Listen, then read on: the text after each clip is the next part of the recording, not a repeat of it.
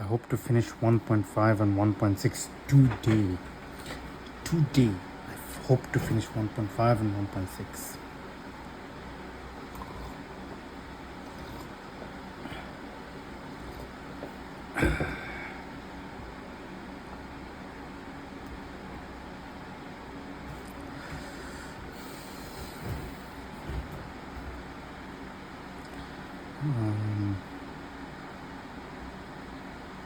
You click done. This is page 27.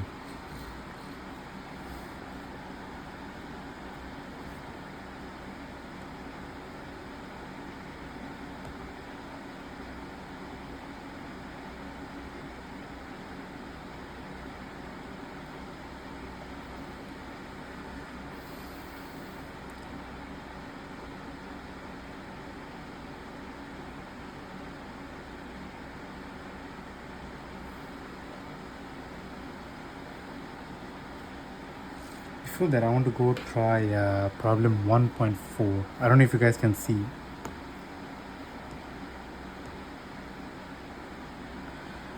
So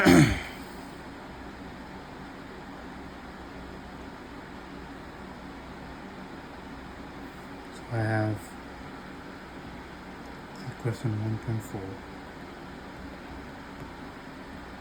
So I have psi of x and 0 for 0 less than or equal to x less than or equal to a. It should be a x by a and a b minus x b minus a for a less than or equal to x less than or equal to b and 0 otherwise. And because they said I have to normalize the psi for a and b, and I can see that a is included for this and this. First of all, what do we know about the rule for normalization? So step one, actually wait.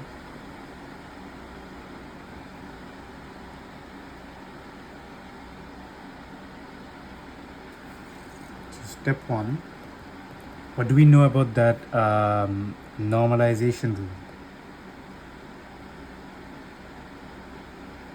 We know that plus infinite minus infinite psi of x and t whole squared dx is equivalent to 1. This indicates that the probability that the particle will exist from all the way beginning to all the way end is 100%, right? And what is I can also see that time is completely eradicated. So what I have to do now is actually go for psi of x whole squared dx is equal to 1. So I have to pick this equation here because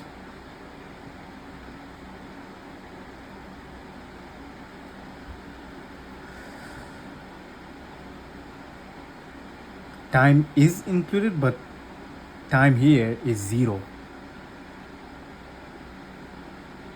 So I don't think I have to focus on time. Do I? Like, based on this, I don't think I have to even focus on time.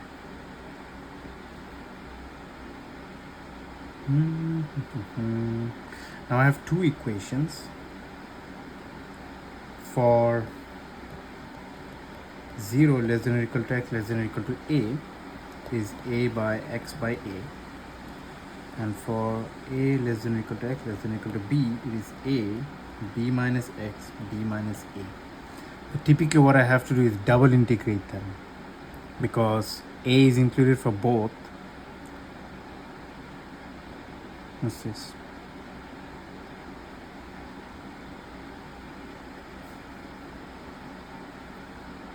A is included for both. So what I have to do is plus infinite minus infinite a of x by a of x by a dx plus infinite minus infinite. Actually, this is not plus infinite to minus infinite, this is 0 to a and a to b, a b minus x by b minus a.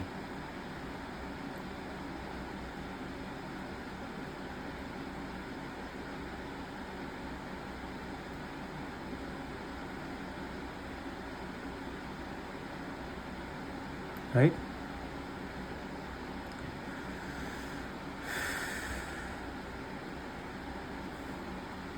Because a is included for both sides. So if I, okay, let's write this properly again. A is included for both sides, like on both the first equation and the second equation. So if I have psi of x and 0,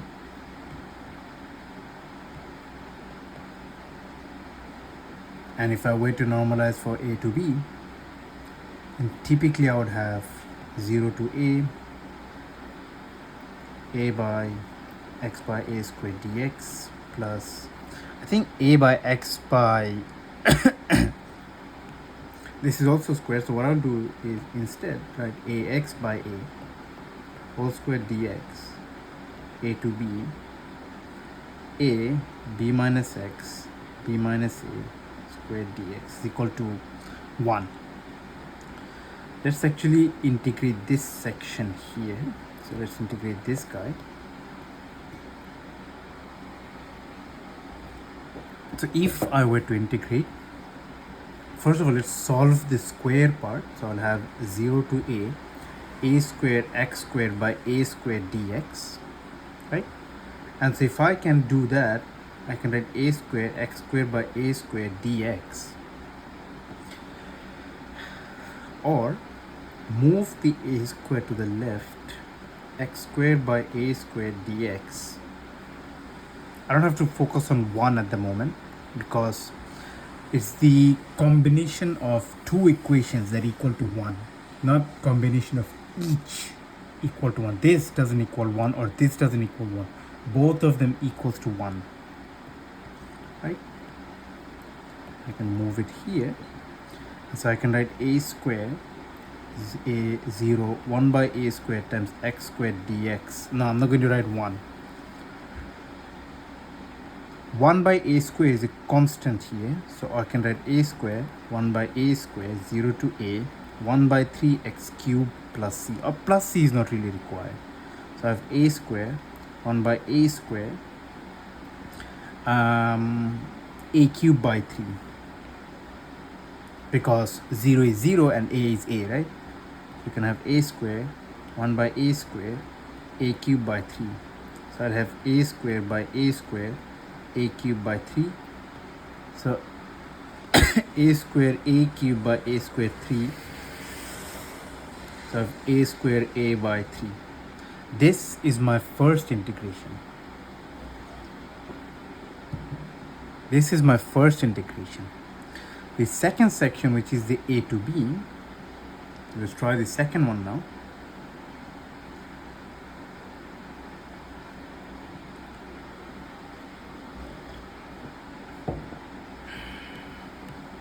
The second section, which is from a to b, I'm going to do that now. So a to b, I'm going to write the equation first.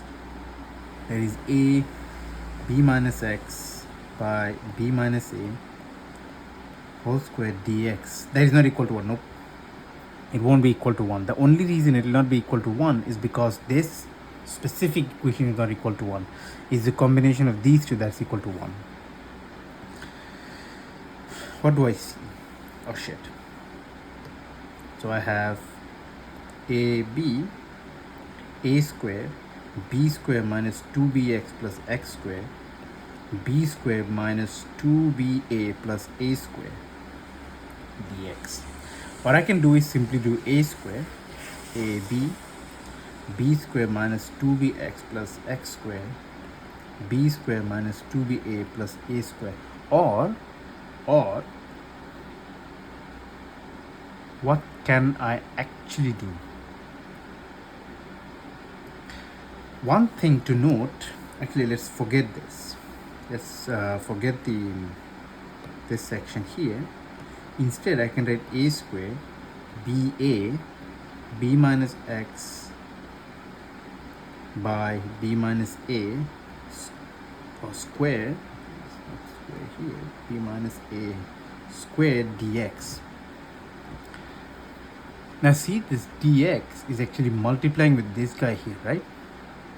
How about if I do the u substitution, where if I consider u is equal to b minus x, then du is equal to, b is a constant here, right?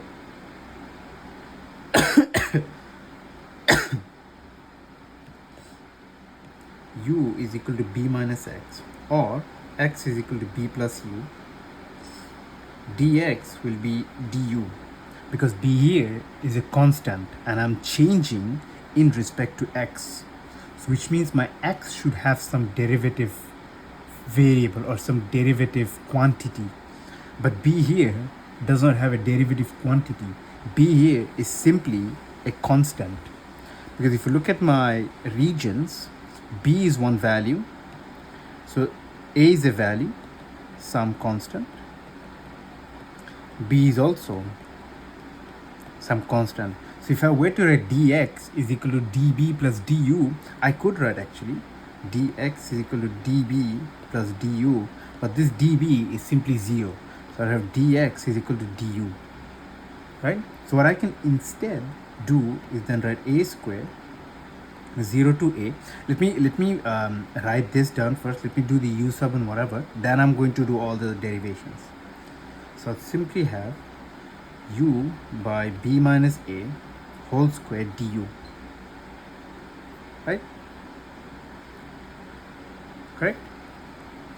Or because I know that b and a is constant and I'm derivating this whole equation in respect to du, I can simply write a square 0 to a u square by b minus a whole square du, or a square times 1 by b minus a whole square should be a to b.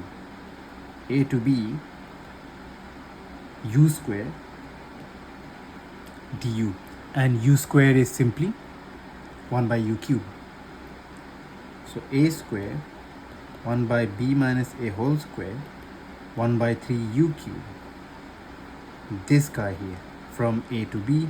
And so simply what I can do is write a square times 1 by b minus a whole square. I'm going to separate them fully.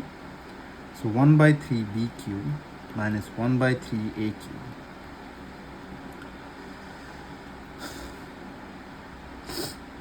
So I have a square 1 by b minus a whole square, b cube by 3 minus a cube by 3. So I have a square.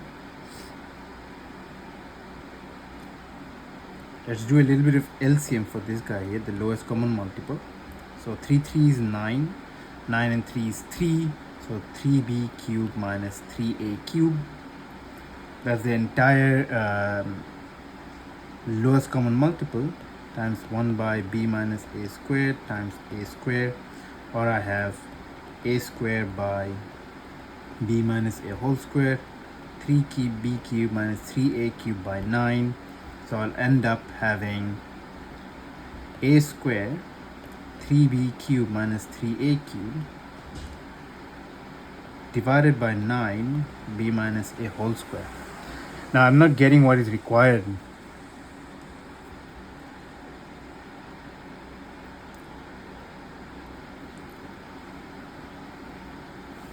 Or if I have a square, actually let me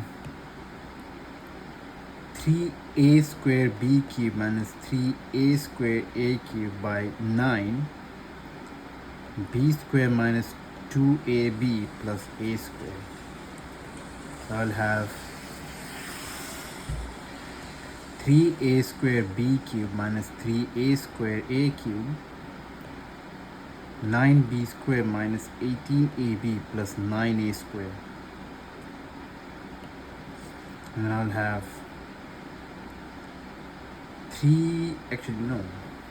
9a square and 3a cube.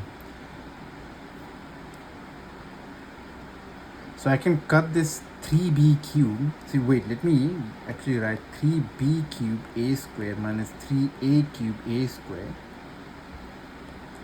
9b square minus 18ab plus 9a square. I can cut that out, 3, and this will turn to 3. I can cut this out, and this will be 3. So I'll have a square minus what? Bruh, I am confused. Okay, what is it? A square b minus a by 3. Alright? So now I have my, I don't care, man. So the first one is a square a by 3. So a square a by 3 plus a square b minus a by 3 is equal to 1.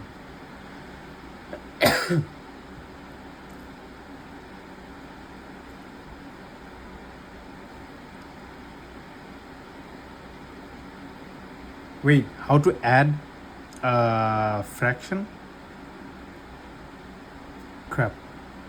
Oh, 3. So I have a square a plus a square b minus a is equal to 1.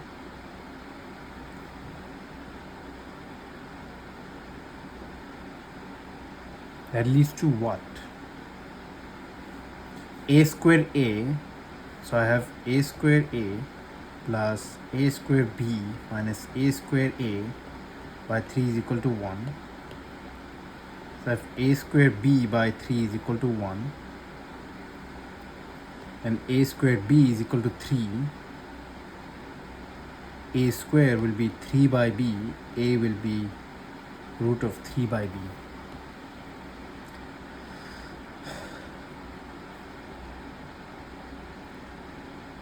So I got the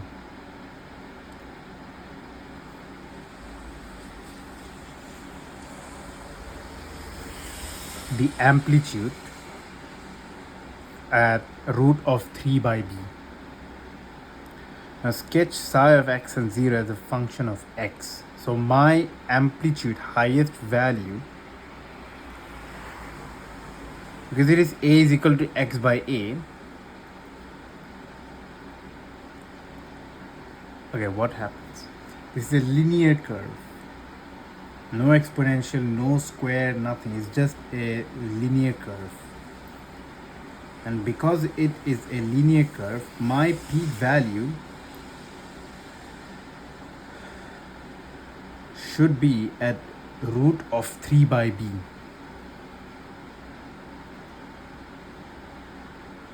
It's kind of like this. So if I have part b, right? If I were to draw the curve, for each point it should reach like that, and then it decreases. So this will be root of 3 by b.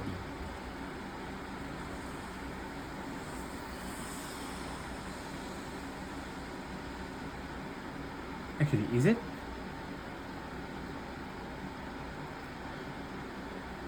From 0 to a, it is a by x by a times x by a, sorry.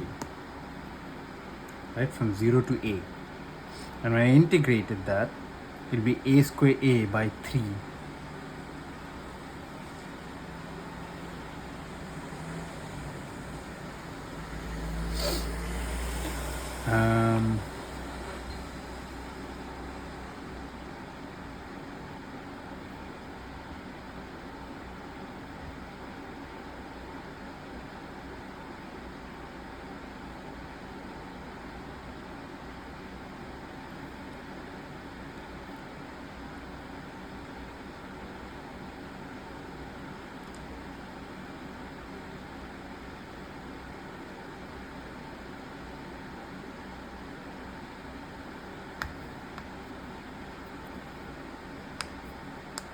Wait, could you solve problem 1.4 part B?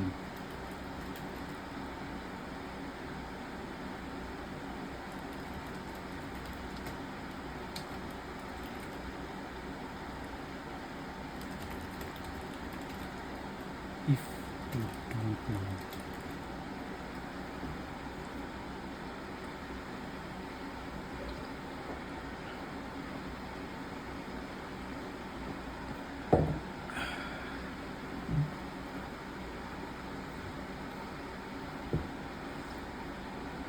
because I have to finish 1.5 and 1.6. I have to finish.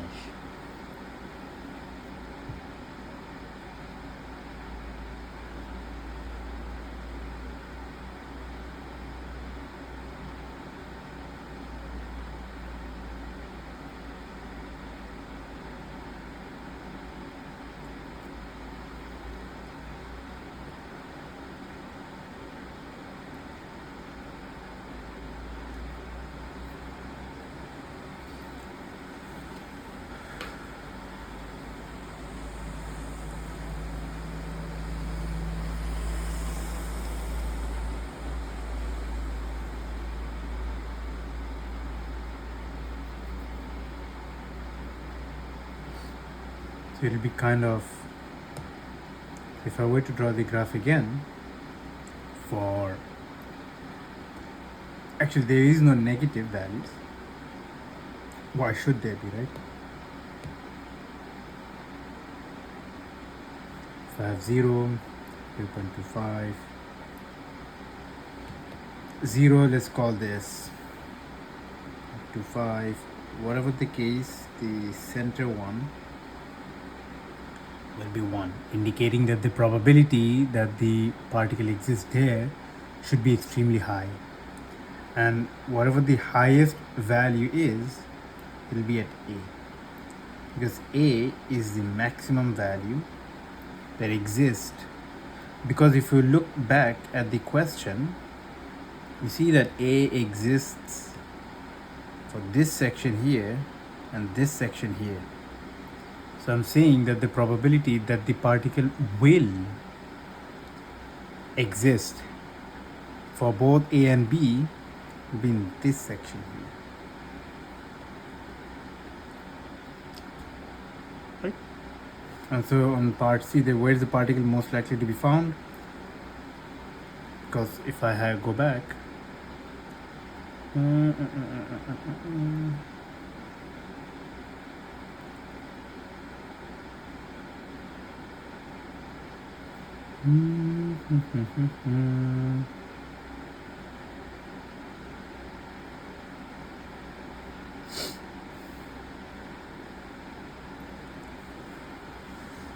we have what?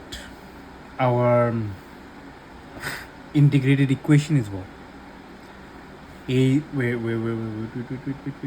squared b by 3. That's our highest. If I were to say psi of x whole square, by this graph I can see the highest point of x will be at some value a. This indicates the maximum probability.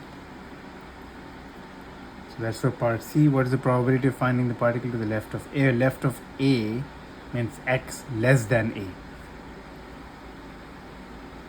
which means it will only be focusing on A times x by A. Am I right? Yeah. Should be the case. Should be the case. So if I go back to part C again, you know what, I'm going to derive again, even though it's not necessary to derive again, I'm going to derive again. So they said x at less than A. So if I look at x less than A, the only equation I have is x by A, because the other one is the one to the right of A. And so we are only focusing on A here. So in the case of 0 to A, then I'll have 0 to A psi of x whole square dx, which is simply 0 to ax by a whole square dx, which is simply a square 0 to a square 1 by a, simply a square 1 by a square 1/3 x cubed, plus c is not really required, And so 0 to a, that would be a square 1 by a square 1 by 3a cube, so a square 1 by a square a cube by 3. So I have a square a cube by 3a square, and so I'm left with, cut that, a square a by 3.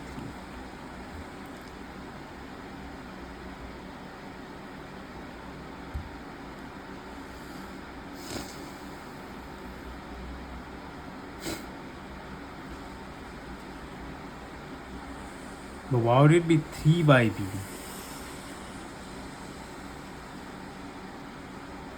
said what? A square a by 3.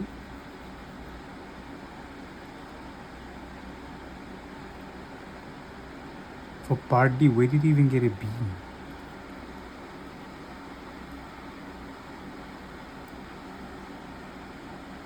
But it's fine.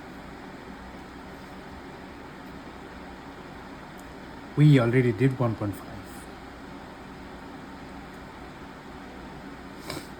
So typically what you have to do is, if you want to normalize this wave function, then you first have to know that the normalization equation, and then you square this, so you will have, so squaring of it will be a e to the power minus lambda absolute value of x, a e to the power minus lambda absolute value of x, so you will have minus x and plus x, whatever the case.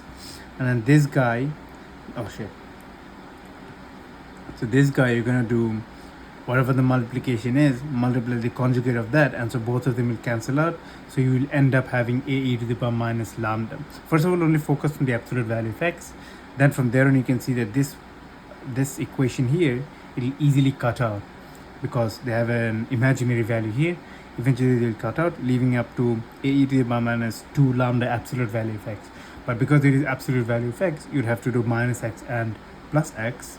And so you do the integration for minus x, you do the integration for plus x, you do the double integration there, add them, do the integration for each. This should be root of 2 by lambda, and then root of 2 by lambda. Then from there on you do the integration, derivation, multiplication, and all that stuff, and you can find the normalized function. So you're going to easily get a, only because there is a general integration equation for exponential, so that'll be the easy part.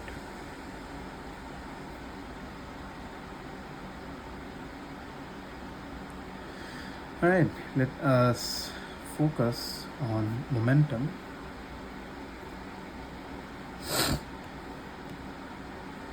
So my plan is to finish 1.5 and 1.6 and then hopefully do the assignment again.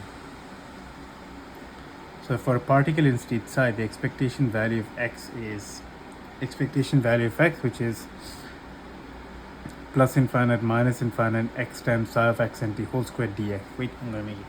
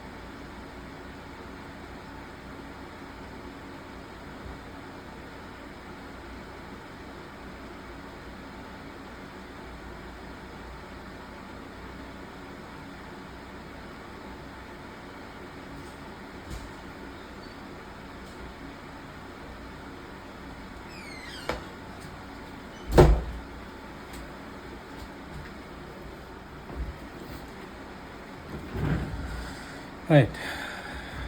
Momentum.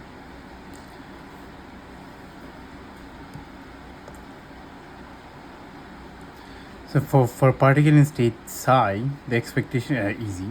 So we know the general expectation value of x for wave function.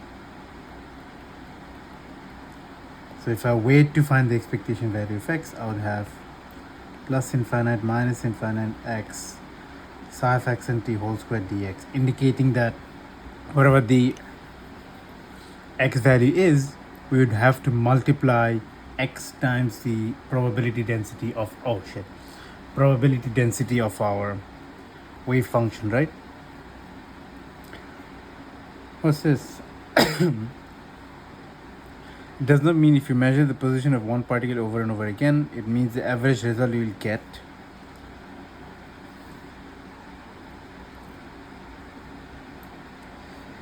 this indicates, so this is more of like an average value. So in classical mechanics, what you do is like you do add all the values, right? So because in so I'm going to write discrete versus continuous. We did that in 1.3, section 1.3. In section 1.3, we did something called the discrete variable and the continuous variables. If I wrote discrete versus continuous, in discrete, what you typically do is have all the values, all the discrete values. So only integers in most cases. You're gonna have like 1, 5, 6, 7, 8, 9. And you're gonna add all of them, find the probability for each of those, like we did the age case. If I have, actually let's use the same example, but obviously I don't remember the values. If I have like 14, 15, 16, 22, 25, 27, 3, 4, 7, 2, 1, 3. Random. And so what we would do, what we would typically do with the probability is we do 3 by 14, 4 by 15. How many students are there? So 3, 4, 7, 7, 7, 14, 14 to 16, 17, 19. So we do 3 by 19, 4 by 19, 7 by 19, 2 by 19, and so on and so forth. And so we have a probability for this, probability for this, probability for this, probability for this guy. All we would do when we want to find the average is we would typically multiply 3 times 14 plus 4 times 15 plus 7 times 16 plus 2 times 22, whatever divided by 19. And we would get what you call discrete average. You typically say the word average or you say mean. So average slash mean, indicating that you got the average value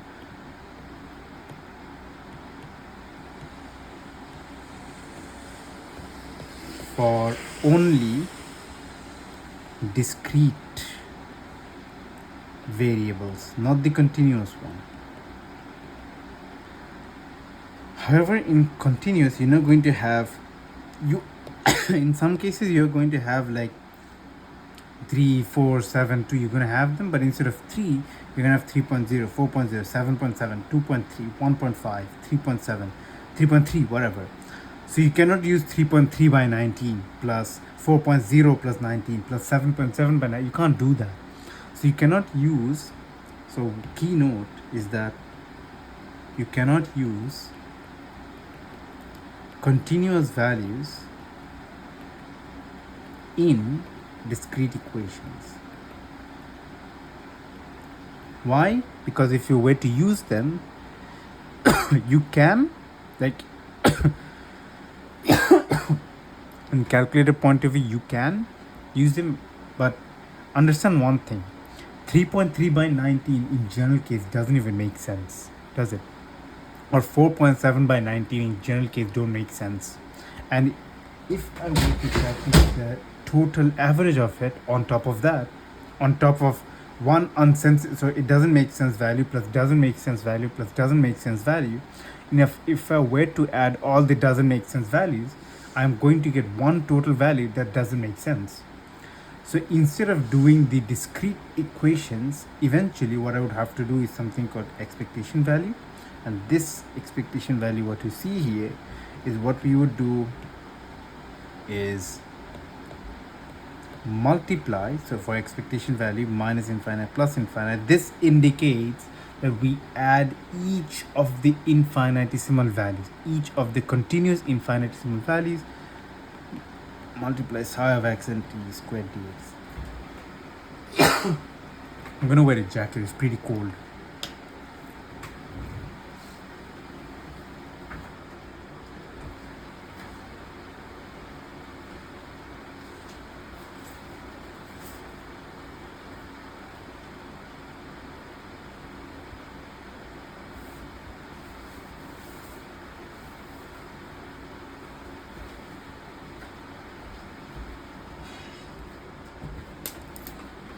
So what I technically have is so we have x times psi of x and t whole square, indicating that okay, whatever the probability density that we have, all the finding the probabilities or whatever, we're going to multiply this probability density. The only reason we do probability density is we need to find probability, right? And to find the probability, whatever the wave function that we have, we need to first find the probability density, then only we can find the probability. But because I'm doing the expectation value, it's simply like 3 times 4, so 14 times 3. So it's all the 14 times 3, then so actually this is 14 times 3 by 14, 3 by 19, sorry. So 14 times 3 by 19, 15 times 7 by 19 and all that stuff. But obviously you're not going to do this like that. Man, this is quantum, not classical point of view. And so all the probability, those are probability density. And to find the probability, we would have to square our wave function and then integrate it, indicating that we will add every single one of them and then multiply it with x, and this will give us average. Average in quantum POV. Quantum POV. Right? But this doesn't mean you're only going to have one x value. You're going to have every single x values and then literally add them. So this is like all the total values divided by number of each of those items. So technically what you cannot write actually this is like 3 by 19 times 14 plus 4 by 15 times 14, 4 by 19 times 15 plus 7 by 19 times 16. So we are using this method here. So this method is implemented here, right?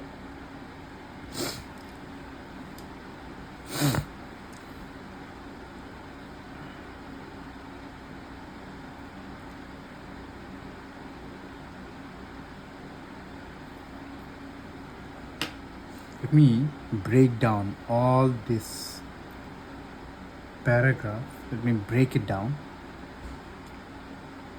rather than having to read every single thing. It's easier to break it down.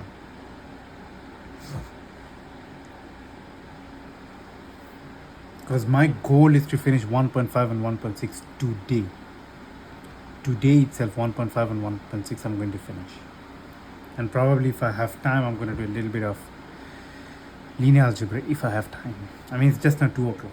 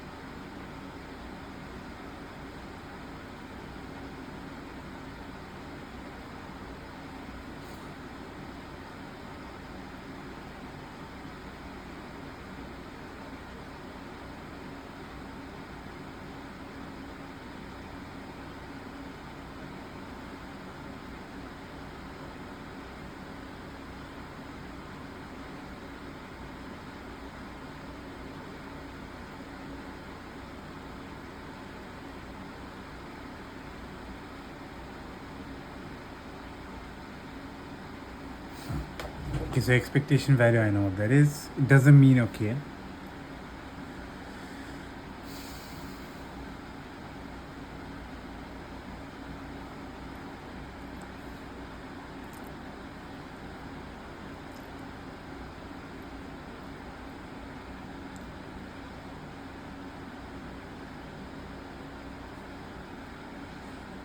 So we have explained what about the expectation values.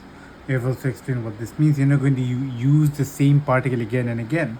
Instead, you're going to use all the particles, but they're identical, right? So you're going to use all the identical particles rather than using one same particle again and again. It's like a model, and you're going to train similar images. You're not going to use one image and train it, right? You're going to use similar images and train them. And so this training is more of like finding the average value, right?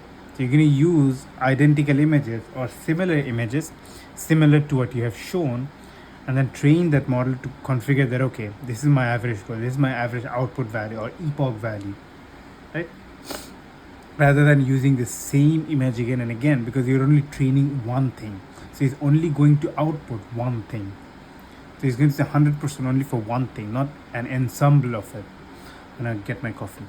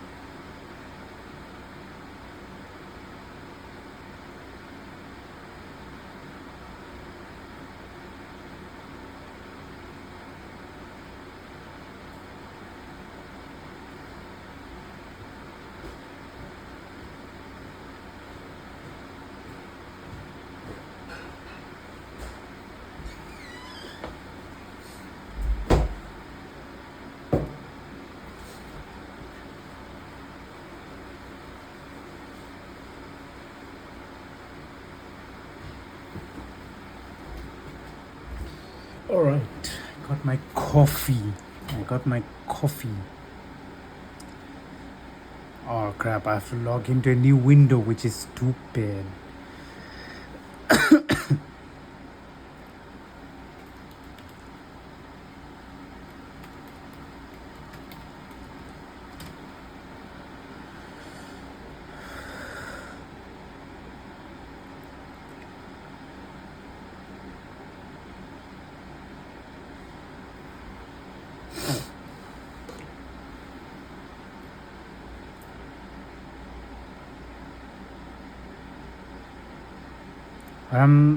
They haven't finished. I mean, they haven't even begun 1.5 and 1.6. So I'm gonna finish 1.5 and 1.6 today. Today.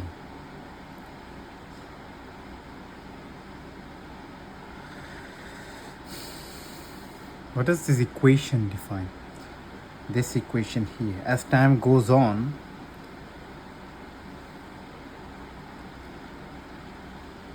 so what does expectation value measure? Expectation value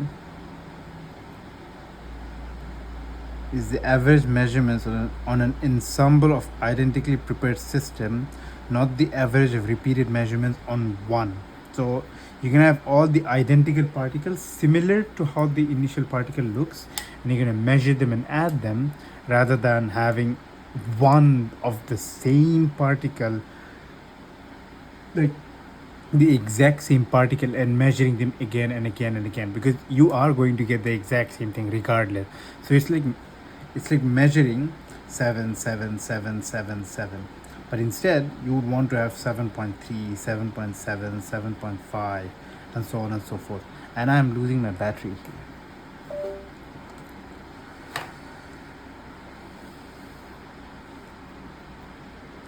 All right.